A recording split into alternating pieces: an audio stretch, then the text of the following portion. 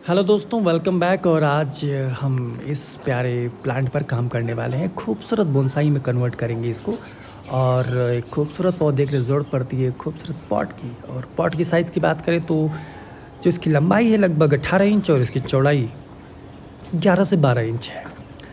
और ये है वो जगह जहाँ से हम एक बड़े ह्यूज ट्री को डक करने वाले हैं। एक्चुअली बरसात का सीज़न बीता है दोस्तों, और यहाँ पर बहुत सारे पौधे ग्रो कर गए हैं। कुछ अननेसेसरी हैं और कुछ को मैंने बोनसाई के लिए लगा रखा है। मैं अक्सर कहता हूँ कि अगर आप अपने पौधों को जल्दी ग्रो करना चाहते हैं, जल्दी मैच्योर बोनसाई या प्लांट पाना चाहते हैं, तो जब भी आप उनको नर्सरी से परचेज़ करें तो उनको कम से कम 6 महीने के लिए ज़मीन में लगा दें दोस्तों। आप रिज़ल्ट देखेंगे, आपको बहुत ऑसम रिज़ल्ट मिलेगा। और मैं तो मिनिमम 1 साल के लिए लगा ही देता हूँ। तो अब इसी पौधे को हम डग करना शुरू कर रहे हैं। फिर आपको मैं इस पौधे की डिटेलिंग बताऊंगा। पौधे का नाम आप मुझे गेस करके बताना कि आपको क्या लगता है या किस चीज़ का पौधा होगा, कौन सा प्लांट होगा। मैं आपको थोड़ी सी हिंट दे देता हूँ कि इस पर खट्टे मीठे फ्रूट लगते हैं।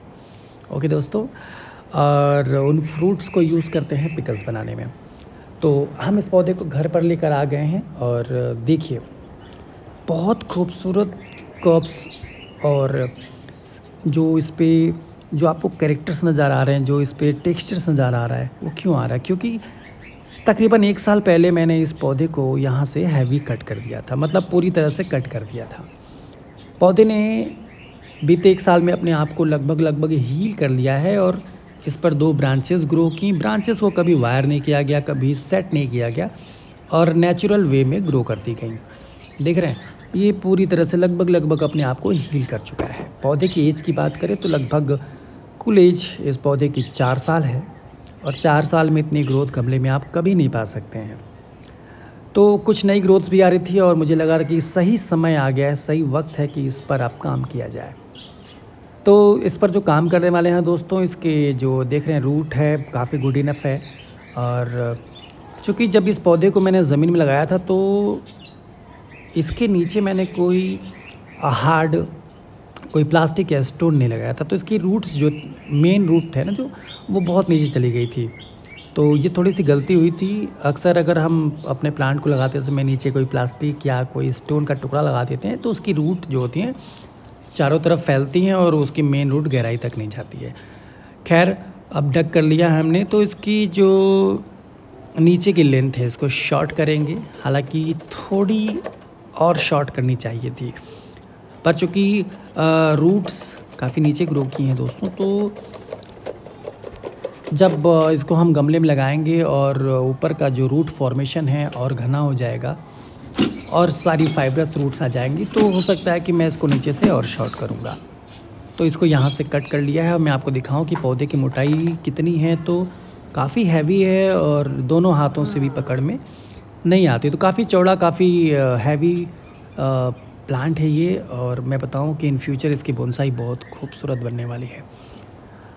अब बारी है कि इन 2 ब्रांचेस में से किसको लीडर चुनेंगे, किसको साइड ब्रांच।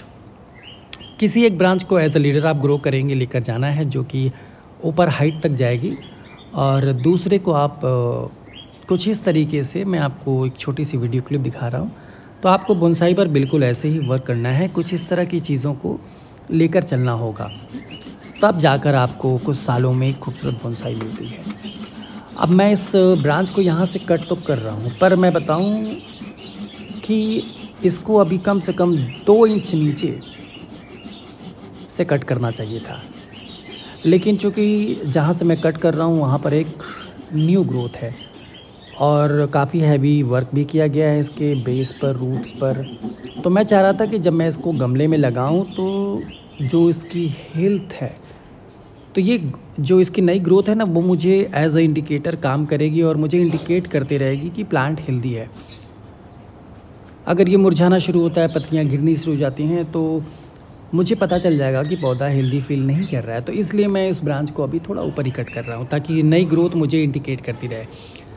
ये ब्रांच मेरी सेकेंडरी ब्रांच होगी, मतलब पहली ब्रांच मेरी लीडर ग्रो करेगी और ये एज अ ब्रांच लेके जानी है। तो इसको मुझे बहुत शॉर्ट करना चाहिए, पर इसको भी मैं देख रहे हो आपकी जो न्यू ग्रोथ है उसके थोड़ा ऊपर काट कर रहा हूँ। तो इसका भी सेम रीज़न है कि दोनों ग्रोथ्स मुझे इंडिकेट करेंगी, बट इन फ्यूचर या जब ये पौधा गमले में स्टेबल हो जाएगा और मुझे लगेगा कि हेल्दी ग्रो कर रहा है पूरी तरीके से, तब मैं इस ब्रांच को, जिसको अभी मैं कट कर रहा हूँ, इस पतली ब्रांच को बहुत ज़्यादा शॉर्ट कर दूंगा, लगभग यहाँ से, है ना।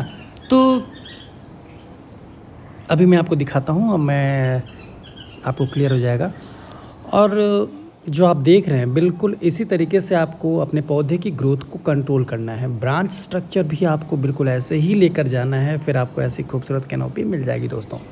आप फ्रंट बैक कोई भी चूज़ कर सकते हैं और इसको यहाँ से कट करना होगा। जब इसको मैं यहाँ से कट करूँगा दोस्तों, तो जो ग्रोथ होगी ना वो एकदम परफेक्ट, जो बोनसाई की कैनोपी कहिए आप, बोनसाई का स्ट्रक्चर, ये देखिए अगर ये यहाँ पर नहीं रहेगी तो कुछ इस तरह का फॉर्मेशन सामने नज़र आएगा।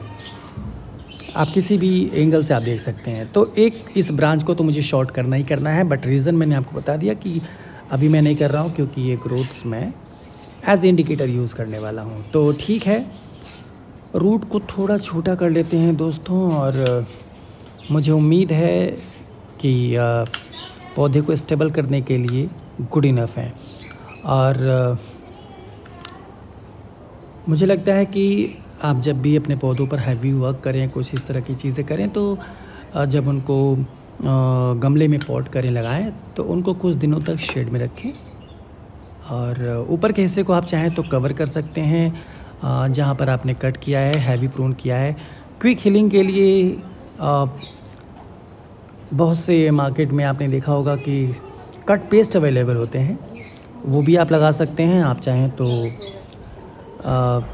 फंगी पाउडर को फेविकोल में मिलाकर भी लगा सकते हैं। बहुत से लोग नेल पॉलिश का यूज़ भी करते हैं। तो सारे ही गुड सफिशिएंट हैं कि आप इनके हीलिंग को बेटर कर सकते हैं, वहाँ पर आप इनको लगा सकते हैं। आमतौर पर पौधा अगर आपका हेल्दी है तो ये अपने आप को हील कर सकता है, कोई दिक्कत की बात नहीं आती है। फिर भी आप चाहें तो प्लास्टिक से कवर कर सकते हैं, या फिर आप चाहें तो यहाँ पर एलोवेरा का जेल लगा सकते हैं। और ये देखिए, ये मेरा जो गमला है जिसको मैंने आपको शुरू में दिखाया था, फ्लैट पॉट है, ज़्यादा गहराई नहीं है, लगभग 3 इंच की गहराई है गमले की, और लंबाई चौड़ाई आप देख रहे हैं। सबसे पहले इसमें जो पानी निकलने के लिए देख रहे हैं, हर जगह मैंने होल्स बना लिए हैं।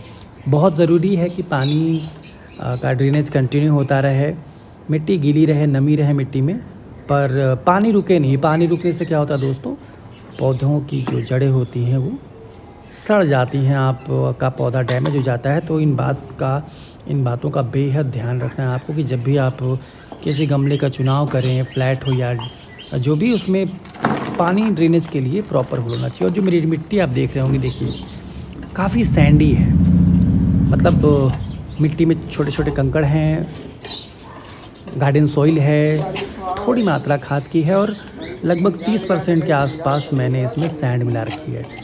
तो बलुई मिट्टी का प्रयोग मैं करता हूँ। और देख रहे हैं, ये एलोवेरा है जो भी मैंने हैवी कट्स किए हैं, यहाँ पर मैं लगा दे रहा हूँ। एलोवेरा मैं बताऊँ दोस्तों आपको, नेचुरल हीलिंग एजेंट के तौर पे भी काम करता है, और एलोवेरा के अंदर बहुत अच्छी मात्रा में रूटिंग हार्मोन पाया जाता है। तो आपके पौधे को हेल्दी रूट्स ग्रो करने में बहुत हेल्प करता है। तो मैं हर जगह लगभग अपने सभी कटिंग्स को उगाने के लिए भी एलोवेरा का ही यूज़ करता हूँ। आप चाहें तो फेविकोल, नेल पॉलिश या फंगिसाइड पाउडर को फेविकोल में मिलाकर भी लगा सकते हैं, इट्स अप टू यू। ठीक है दोस्तों, तो मुझे लगता है कि सब कुछ सेट है, और इस पौधे पर हम फिर से काम करेंगे लगभग 1 महीने के बाद, जब यह पौधा पूरी तरह से हेल्दी दिखने लगेगा। तब क्या क्या चीज़ें करनी मैंने आपको बता दिया कि थोड़ा बेस भी कट करेंगे, थोड़ी शॉर्ट करेंगे उसको, और दोनों ब्रांचेस और भी शॉर्ट की जाएंगी। मिट्टी को अच्छी तरीके से पौधे की सभी जड़ों तक पहुंचा दीजिए दोस्तों। ऐसा ना हो कि एयर पॉकेट्स बन जाएँ और रूट्स के बीच हवा भर जाए, तो भी रूट्स के सड़ने का खतरा बरकरार रहता है। और मिट्टी का जो आपका जो मिक्सचर है वो भी आप बढ़िया यूज़ करें। बढ़िया यूज़ करने का मतलब है कि दोस्तों गार्डन सॉइल ले लीजिए 50% के आसपास, और मतलब आधी मिट्टी लीजिए और 25% के आसपास आप चाहें तो उसमें कोई भी खाद ले सकते हैं। मैं तो यूज़ करता हूँ, जो मैं बताऊँ आपको, गोबर की खाद यूज़ करता हूँ। और 25% के आसपास आप उसमें बालू मिला दीजिए। और चूँकि आप बोनसाई ग्रो कर रहे हैं तो बढ़िया वाटर ड्रेनेज के लिए आप छोटे-छोटे जो बलुई पत्थर होते हैं, कंकड़ पत्थर या ईंट के छोटे-छोटे टुकड़े भी आप मिला सकते हैं। तो इस तरह की मिट्टी का चुनाव अगर आप करते हैं तो आपकी बोनसाई हेल्दी रहती है और रूट्स के सड़ने का खतरा भी नहीं रहता। तो मुझे लगता है कि ये परफ़ेक्ट हो गया है और टाइम है कि मैं इसको कुछ दिनों के लिए शेड में रख दूँ। उम्मीद करता हूँ दोस्तों वीडियो आपको पसंद आई होगी, और मैं आपको बताऊँ कि मैं इस तरह की वीडियोज़ रेगुलर अपडेट करता हूँ। बोनसाई से जुड़े वीडियोज़, टिप्स एंड ट्रिक्स जानने के लिए आप चाहें तो हमारे इस चैनल को सब्सक्राइब कर सकते हैं। और आपको लगता है कि मैंने कहीं कोई गलती की है तो आप प्लीज़ मुझे सजेस्ट करें। मुझे अपने प्यारे-प्यारे कमेंट्स के माध्यम से कुछ सजेशन सुझाव देना चाहते हो तो ज़रूर दें। मुझे अच्छा लगता है दोस्तों जब आप सजेस्ट करते हैं, कुछ ट्रिक्स बताते हैं, और मैं कोशिश करता हूँ कि आपकी बातों पर गौर करूँ और आपके हिसाब से ही काम करूँ। तो फ़िलहाल आज के लिए बस इतना ही। अपना और अपनों का ख़्याल रखें। नमस्कार।